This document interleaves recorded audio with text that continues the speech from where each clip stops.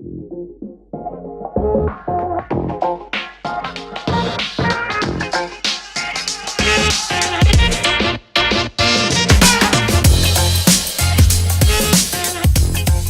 welcome to the live stream. I have this keychain, or I have a version of this keychain on my keys at all times.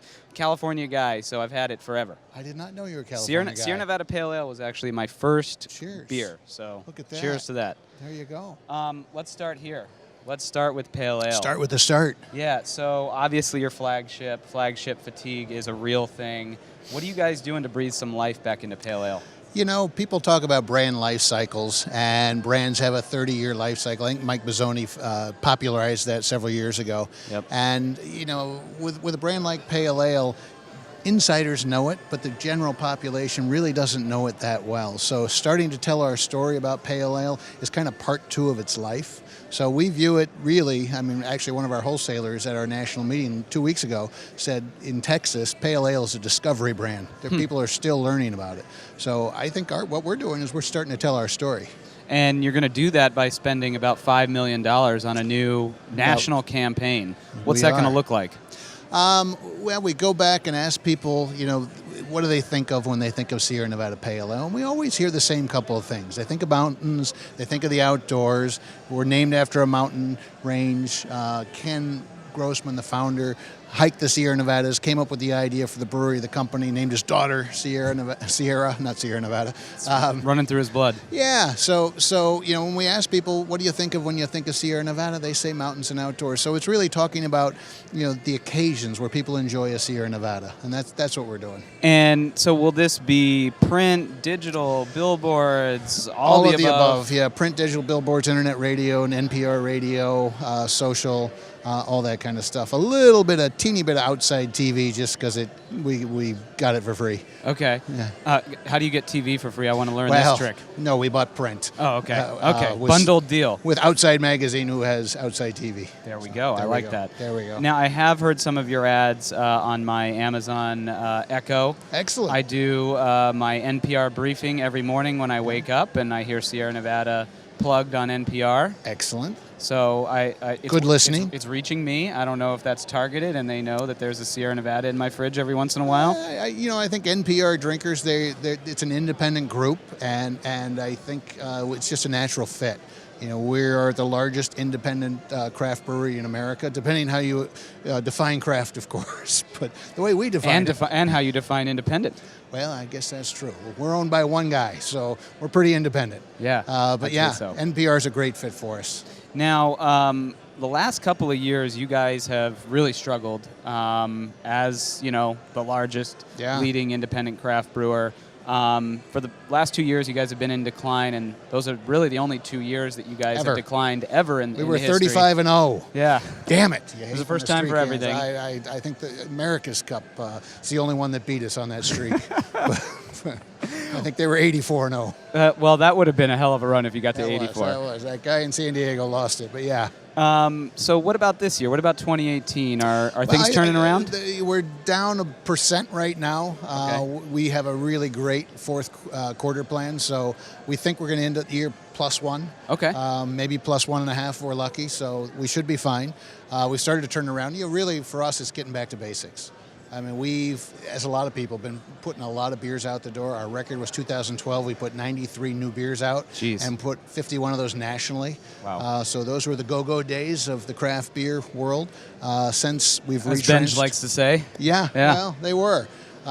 You know, but now we're focused. And last year we introduced one new beer. That one new beer did better than every new beer the year before and the year before that. This year we're going to introduce one new beer too, and that's it. Okay, so you're talking about Hazy Little Things. Little Thing. Which has just come out of the gates like super, super hot. Yep. Let's talk about that for a little bit. I think it is, if I saw the stats correctly, one of the leading new craft beers. It's actually number one from Nielsen. Just past Boston, yeah. And it's a top 15 craft nationally. Yep. Which is tremendous because it's only been on the shelves for, what, eight or 9 months now? January, yeah.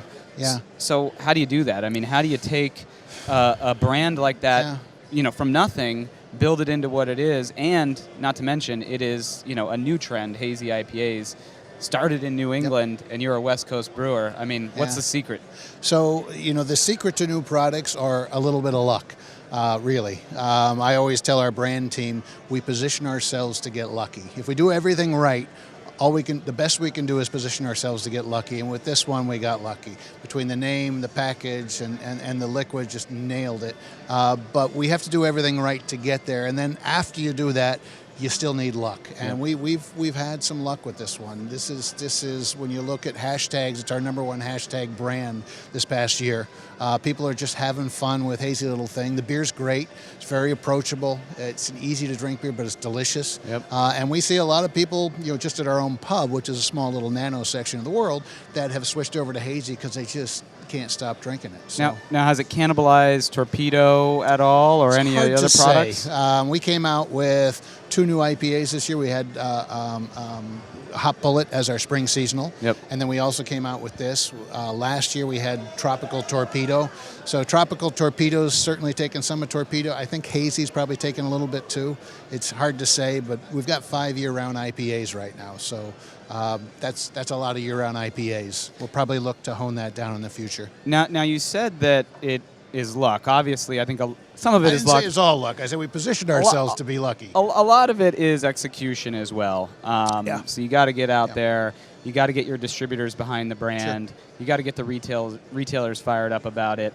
But I think more importantly is year 2 is really where the rubber meets the road, right? It is, yeah. You can do it for a year, but if you can do it for the second year and still grow, then you might have something on your hands. And you have a pretty ambitious plan for next year. Maybe talk a little bit about that. Yeah, well, I guess the first part is Hazy next year. We've profiled against new products that we introed literally for the last decade.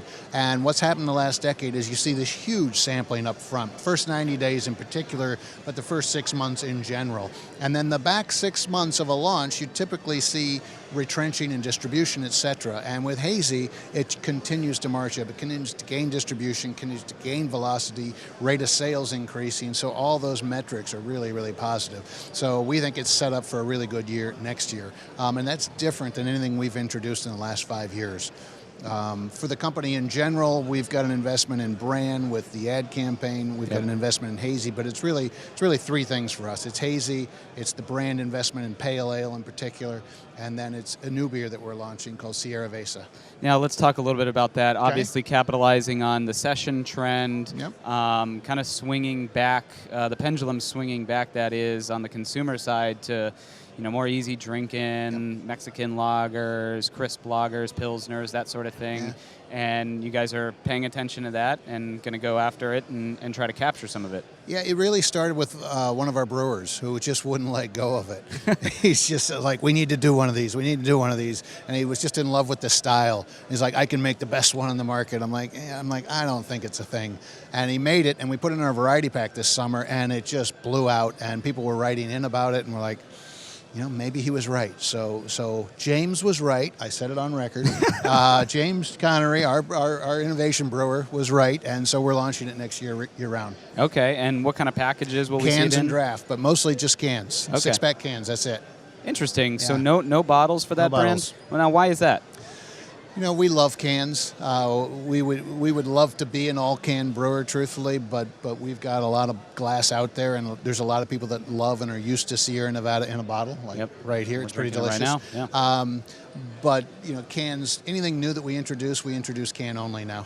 Now, the $5 million investment, how much of that goes towards just elevating Sierra Nevada, the brand, and how much of it trickles down to a new product like Sierra Vesa, to Hazy, that sort of thing? It's all Sierra Nevada, and particularly Pale Ale. Okay. You'll see a few other brands, maybe Torpedo or Hazy that'll get a little bit, but most of it's Pale Ale and Sierra Nevada.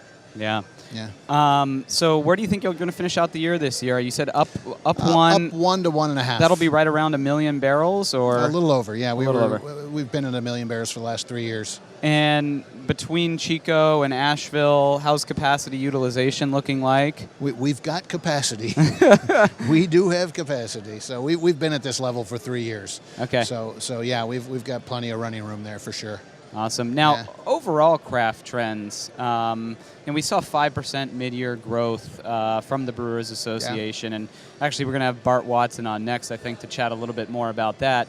And they released that report, I think, towards the end of July. Yeah.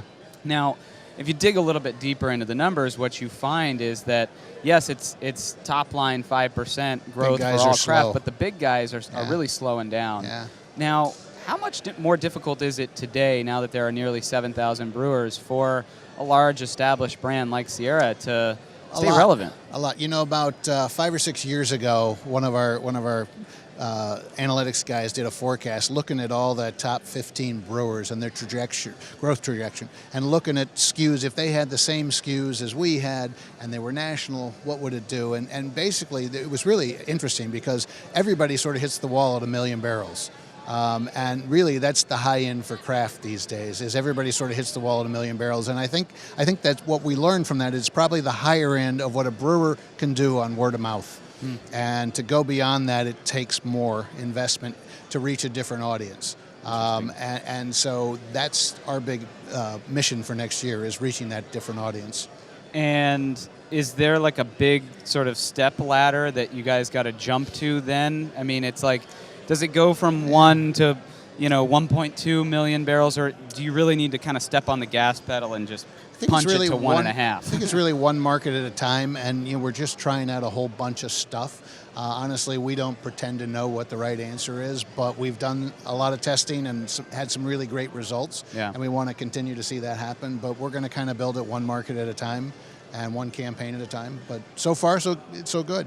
We've seen some nationally distributed brands retrench, pull out of markets. Yeah. You guys have been national for a very long time. 20 years, well, 15 years. Do you ever envision, God forbid, a scenario where you guys have to pull back and focus more regionally, or you guys are always going to be a national brand? I mean, truthfully, in the history of the beer business, nobody can say always. You would say Budweiser is going to be the biggest beer in the world forever, and that's clearly not the case. And is Bud Light going to be it? Probably not. Here in California, Modelo's overtaken it as the #1 beer. Yep. Who would have foreseen that 10 years ago? So you can never say never. Having said that,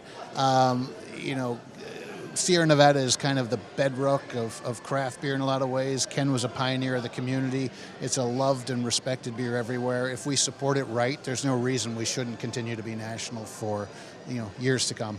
Yeah. Well, how about a trend that you're paying attention to here in California? Like, what's the hottest beer trend in California? Mexican lagers. Modelo in particular. I hear a lot about these brewed IPAs. Are you guys paying attention to that? Yeah, we are. One of our hop guy is really interested in it. We've brewed some, we've tasted some. We haven't tasted anything that really blew us away.